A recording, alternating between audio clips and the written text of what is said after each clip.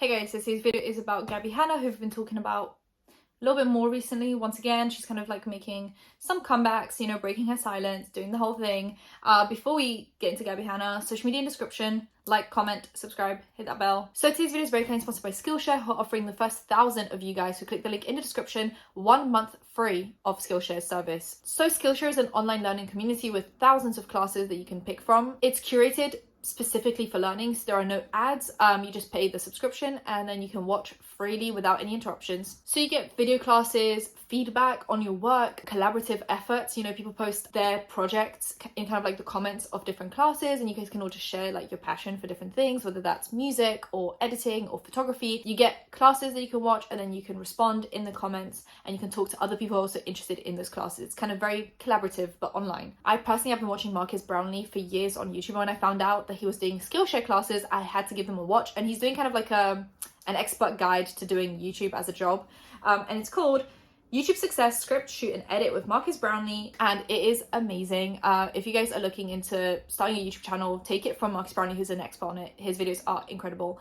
He's doing YouTube the right way. So if you're starting a YouTube channel or you're thinking about it, then click the link. You'll get a free month trial and you can watch Marcus's classes because they're amazing. So like I said, the first 1,000 people that click the link will get 1 month free of Skillshare. And let's just get back into the tea. Gabbie Hanna recently did an episode on Red Table Talk, which is like a Facebook show. Basically, it's like an interview style show where they bring guests on and they just talk to them. This episode was about cancel culture, and we've been waiting for this episode for a while. Like, they teased this ages ago and it finally came out yesterday as I'm filming this. But I watched it and I've taken some notes. Basically, the whole episode is about cancel culture. It's about 30 minutes. At first, they talk about cancel culture kind of on their own. And then they bring on Perezhilton and they ask him about cancel culture as like the OG, I guess, drama channel. He obviously used to have a blog where he would talk about celebrities in a pretty controversial way. Like, I feel like Perezhilton is a very controversial figure. I've spoken about him before. He's definitely been cancelled many times. He still has a career, but it got to the point where he had like a change.org petition about him to get him banned off TikTok, and he did end up getting banned on TikTok, and to this day he doesn't have his account back. So he's a very controversial figure that has been cancelled, but also did the cancelling in a way because he did report on celebrities doing things and then YouTubers doing things, influencers doing things, and contribute to the whole culture of cancellation. He basically said that he's thankful that they brought him on because he is a controversial figure that doesn't get invited anywhere because it brings negative attention to the show that he's being brought onto. That his bullying is a result of being bullied, so the way he treated celebrities is because of the way he was treated as a teenager for being overweight. And then they call him out for outing gay people, which was something that he did on his blog ages ago, where if he had an inkling or he got some kind of insider source about a celebrity being gay, he would out them before they were ready to come out themselves, which is obviously awful to do. And it's a good reason for Perez to be cancelled. Like, I feel like in some instances, cancel culture is not the devil that we make it out to be. Like, sometimes it just works. That was all about Perezhilton, but then Gabbie gets brought on. And obviously she gets brought on because she's cancelled. So anyway, they talk about her feud with other influencers and any petitions that were made to kind of get her kicked off the internet. She says, and I quote, "My content doesn't revolve around other people," which is a weird statement to make, all things considered, because she had a storytime channel where she talked about other people's stories. Like, yeah, the stories would be about her, but it would mainly revolve around things that other people did to her or with her or around her, or things that she saw. So to be like, oh, my content doesn't revolve around other people, I would never use other people's names to make a career, is completely BS. Like, it just completely is. She recently deleted over 1 billion views on her channel. You can see that on Social Blade. And then she only re-uploaded 100 million. Like, what was in that 900 million for you to delete it? Oh, was it story times about other people that didn't want to be talked about, maybe? And it was always the case of like, she'd be like, oh, don't look into who I'm talking about. But she'd give enough clues in the story times for people to guess, and they would all put it in the comment section. And she wouldn't delete those comments. So like, if you really wanted to know who the story time is about and then go harass them and bully them, you could do that. I remember because I used to watch Gabbie Hanna's videos when I was like 12. And I would look into the comment section, everyone would be like, oh, it's about this person. And she would never delete it. And then Jessie Smiles, even in her videos, said that even when Gabbie didn't say, oh, this story time is about Jessie Smiles, she'd given enough clues where people knew it was about Jessie Smiles and they would go and harass her. So like, to be like, oh, I never talk about people to make a career is complete BS. And then she said, that she wouldn't make a name on other people. So she wouldn't like get famous off of using other people's names. She recently just did that series. It was supposed to be a 12-part series, then a 13-part series, and it became like a 6-part series full of other people's names. Rice Gum, Trippataz, Jessie Smiles. She was basically talking about how she came up on the internet, how she started Vine, and then people made fun of her, and then she started her YouTube channel, and how at first it was really fun, but then her privacy got invaded, and then one of the hosts was like, oh, do you regret it? And she said yes. Now, hear me out, Gabbie, right?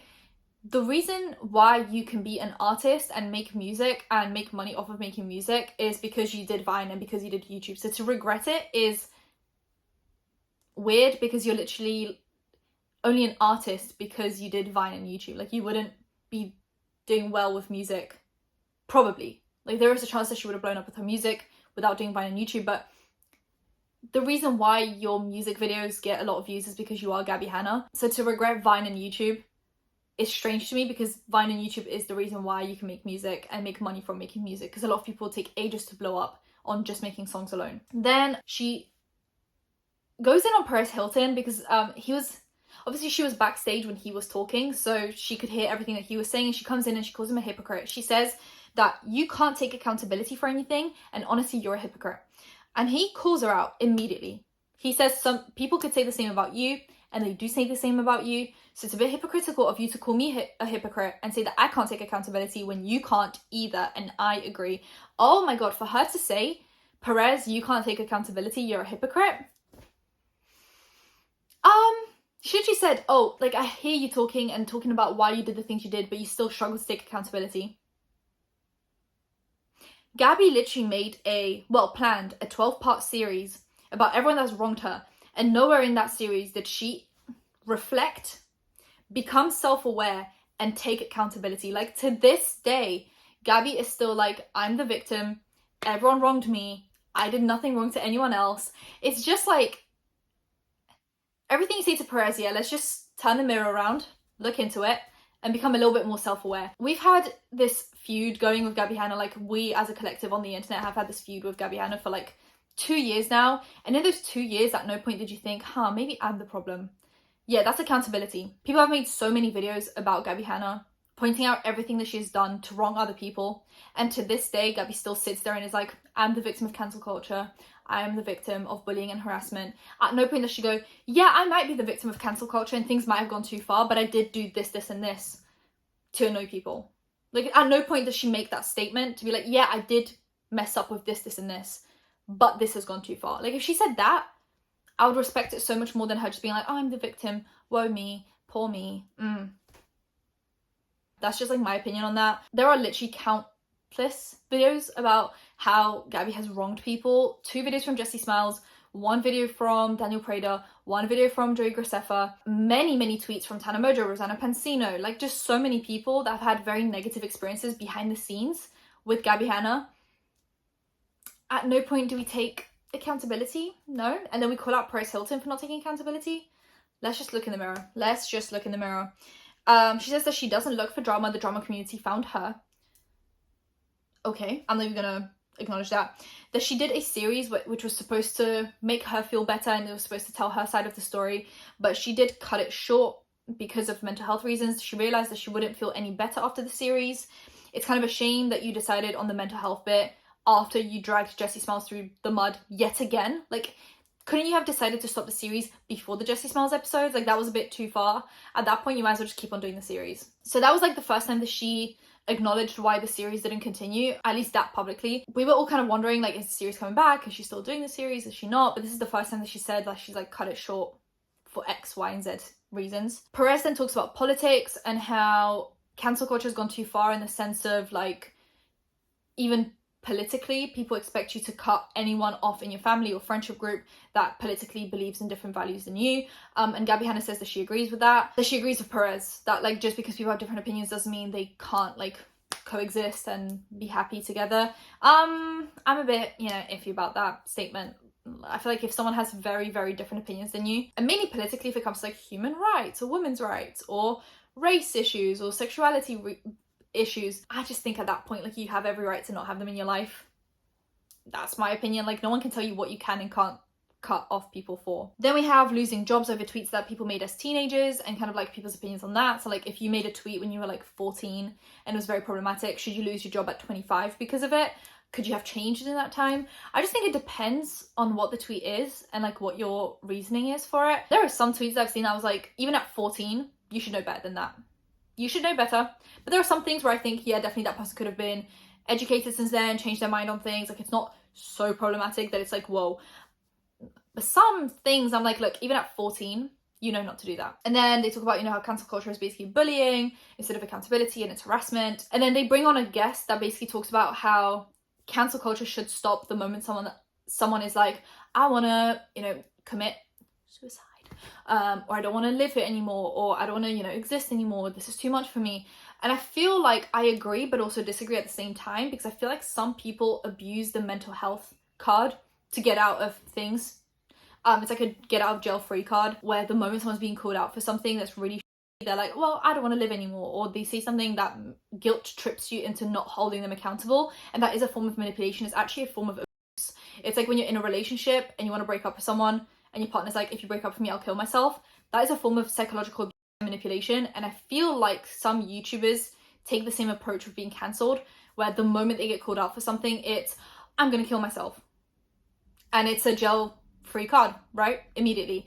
And then it's a fine line between like trying to respect someone's mental health issues, but then also being like, how can I call you out now for a very valid reason when I'm now scared that you're going to do something?